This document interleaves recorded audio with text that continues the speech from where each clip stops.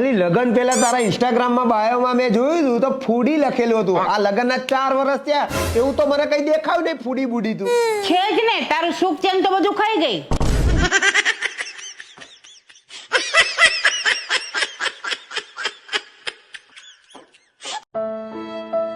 આટલો બધું કેમ ટેન્શનમાં છું? મારા જીવનમાં સેજ્જય શાંતિ નહીં. પોતાના માટે સમય કાઢ બેટા, તો જીવનમાં શાંતિ આવે. ખાલી પોતા માટે જ નહીં હો, વાસણ, કપડા, કચરો બધા માટે કાઢજો.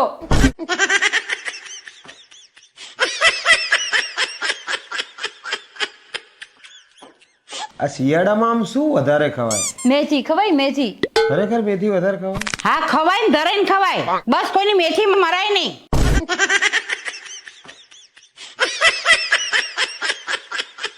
એ મમ્મી હમણાં થોડા દિવસથી મને ગજબ બીમારી થઈ ગઈ.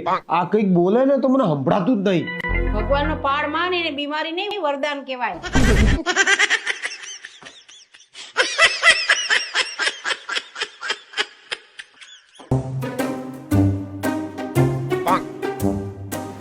લઈને બેટા, મને કાતર નહીં મળતી, હોધીને કાપી આને બેટા.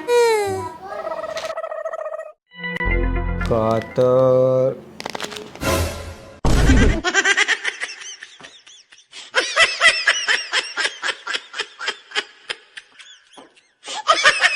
ગોતન ચાવી.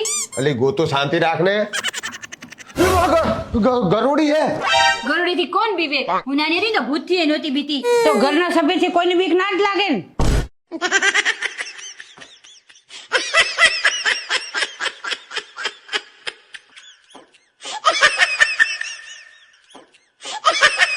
મહેરબાની કરીને ગાતો નહીં હો. અરે તમને લોકોને શબ્દોની કઈ ખબર નહીં પડતી એટલે. બાકી સાંભળો.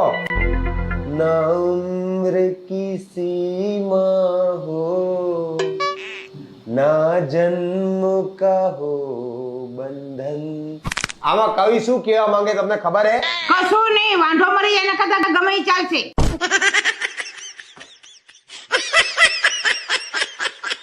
કેવું હે ગલું? આપણે નાના હતા ત્યારે કેટલી બધી વસ્તુ આવતી. હવે મોબાઈલ આવી ગયા પછી રેડિયો લુપ્ત થઈ ગયો, કોમ્પ્યુટર લુપ્ત થઈ ગયું, ટોર્ચ લુપ્ત થઈ ગઈ અને સિનેમા એ બી લુપ્ત થવા માંડ્યું. જો એ જ મોબાઈલ તારા બૈરામાં આવી ગયો ને તો તું લુપ્ત.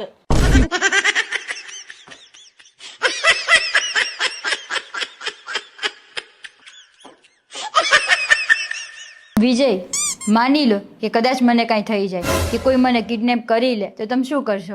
તો હું તરત જ જે બાબાને માનું ને એ બાબા જોડે દોડતો દોડતો જાઉં.